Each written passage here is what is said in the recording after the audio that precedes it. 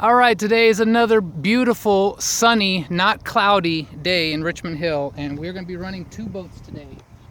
We're going to be running my ultimate boat, and the reason I've got it taped up is because this thing is going to be insanely fast. I've got pretty much everything with the exception of the rudder upgraded on this boat. Battery, flex shaft, obviously the propeller that you can see there is made out of metal, etc., etc. And then I have my son's boat that is stock.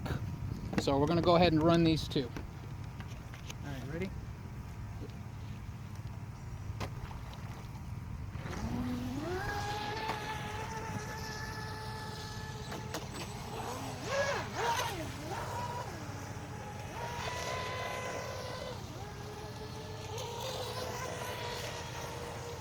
Wow.